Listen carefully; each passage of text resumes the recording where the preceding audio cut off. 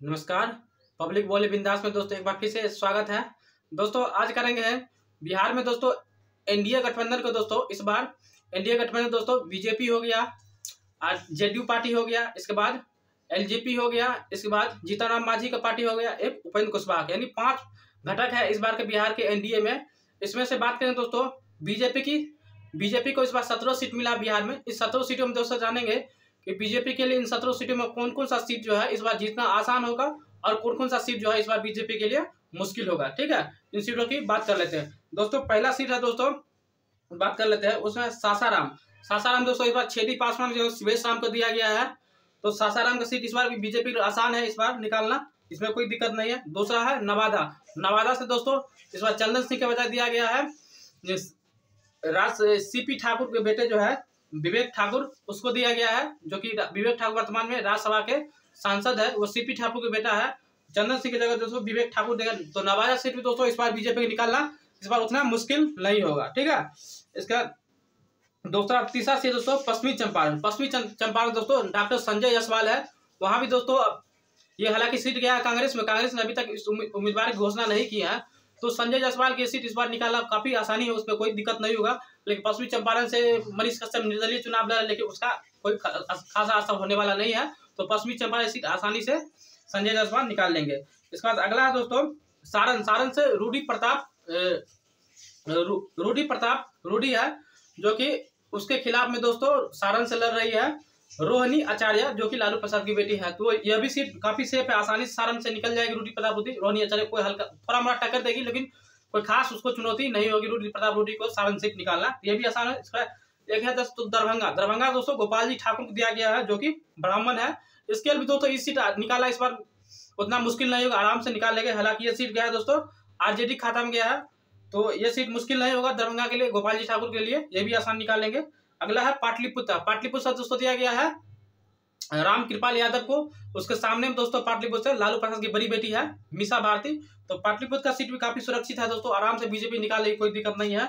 इसके बाद दोस्तों अगला सीट है दोस्तों पटना साहिब। पटना साहिब दोस्तों यह जो एनडीए गठबंधन दोस्तों वो गया है बीजेपी खाते में, तो पटना साहिब से वही रविशंकर प्रसाद जी लड़ रहे हैं, और पटना साहिब इंडिया गठबंधन गई कांग्रेस खाते में। कांग्रेस अभी तक हालांकि उम्मीदवार घोषणा नहीं की है, तो पटना साहिब दोस्तों काफी सुरक्षित सीट है बीजेपी। आज तक कांग्रेस ने कभी भी इस सीट को नहीं जीत पाया है, तो रविशंकर प्रसाद जी आराम से इस बार फिर जीत के सांसद जा रहे हैं। ठीक है, इसका अगला है दोस्तों अररिया। अररिया से प्रदीप कुमार सिंह को दिया गया, जो कि सांसद वर्तमान का, उसको फिर से टिकट दिया है। यह भी सीट काफी आसान है, यहाँ से कोई दिक्कत नहीं है, इस आरजेडी खाते में गया है, लेकिन यह भी सीट दोस्तों आसानी से अररिया निकाल लेंगे बीजेपी। इसका है दोस्तों एक है मधुबनी। मधुबनी दोस्तों अशोक कुमार यादव को दिया गया है, यह भी सीट आसानी से निकाल लेगा। हालांकि मधुबनी सीट गया है आरजेडी के खाते में, तो कोई खास चुनौती नहीं दे पाएगा मधुबनी से, अशोक कुमार यादव आराम से जीत लेंगे। अगला सीट तो सबसे बीजेपी की चुनौती हमें दिख रहा है दोस्तों, वो है बेगूसराय की सीट। बेगूसराय में सुनने में आ रहा है दोस्तों, हम लोग समझे बात किए लोगों से, गिरिराज सिंह से दोस्तों काफी नाराजगी है लोकल लोगों को। हालांकि इंडिया गठबंधन दोस्तों इस बार गया है बेगूसराय सीट गया दोस्तों सीपीआई के खाते में। सीपीआई दोस्तों इस बार उसने अवधेश राय को उतारा। अवधेश राय जो कि पूर्व सांसद रह चुके हैं, इस बार विधानसभा का चुनाव लड़ सके, वहां भी विधानसभा के जीत कर आए थे। तो अवधेश राय जो कि सीपीआई काफी कद्दावर नेता माना जाता है, और सीपीआई का गढ़ माना जाता था, बेगूसराय को सीपीआई का गढ़ माना जाता है, और बहुत बड़ी नेता अवधेश राय। तो इस बार थोड़ा सा चुनौती देगा, लेकिन अगर दोस्तों इंडिया गठबंधन अगर यह खाता दोस्तों अगर कांग्रेस खाते में रहता, तो कांग्रेस से दोस्तों कन्हैया कुमार लड़ता, जो कि इस बार काफी मजबूत उम्मीदवार हो सकता था, लेकिन दोस्तों गया अवधेश राय के खाते में, तो यह हो सकता है। हालांकि जीतेगा तो नहीं दोस्तों सीपीआई का अवधेश राय, लेकिन दोस्तों जीत और हार का जो अंतर होगा, उस अंतर को थोड़ा सा इस बार कम करेगा। तो गिरिराज सिंह के लिए थोड़ा सा मुश्किल होगा, लेकिन वो सीट फिलहाल फिर से आराम से जीत कर जाएगी। ठीक है, अगला दोस्तों उजियारपुर। तो उजियारपुर नित्यानंद राय के लिए इस बार भी दोस्तों आसानी से सीट ले जाएगा, उसमें कोई दिक्कत नहीं। इस बार में इंडिया गठबंधन में उजियारपुर जो अलग कुमार मेहता के वहां से चुनाव लड़ रहे हैं, तो उजियारपुर से नित्यानंद राय के लिए ये भी सीट काफी आसानी है, सुरक्षित आराम से निकल जाए, कोई दिक्कत नहीं है। इसका दोस्तों आरा से है आर के सिंह। तो आर के सिंह ये भी चुनाव दोस्तों आसानी से ले जाएगा, उसमें कोई दिक्कत नहीं है आरा से। इसके बाद अगला सीट दोस्तों मुजफ्फरपुर, जो कि काफी इस बार बीजेपी के लिए चुनौती होगा। इसलिए चुनौती होगा दोस्तों कि मुजफ्फरपुर से इस बार जो सीट दिया गया वो राजभूषण चौधरी को दिया गया। इससे वहां का जो इससे पहले वर्तमान का जो सांसद थे अजय चौधरी, उसको टिकट काट के राजभूषण चौधरी को दिया गया। ठीक है, तो इस बार दोस्तों नाराजगी इसलिए मुश्किल इसके लिए बीजेपी के सीट मुजफ्फरपुर का है दोस्तों, क्योंकि अजय मंडल का जो सीट कटा है, तो अजय मंडल दोस्तों इस बार चला गया है कांग्रेस में, और कांग्रेस सोच रही है दोस्तों मुजफ्फरपुर से अजय चौधरी को दिया जाए। तो हो सकता है दोस्तों इस बार का जो यह मुजफ्फर का सीट है, जीत हार का अंतर होगा दोस्तों वह कम होगा, लेकिन सीट फिलहाल राजभूषण चौधरी जी जीत लेंगे। लेकिन अगर ठीक है तो ये भी सीट चुनौती होगा, लेकिन सीट फिलहाल जाएगा वह बीजेपी के खाते में। ठीक है, अगला होगा दोस्तों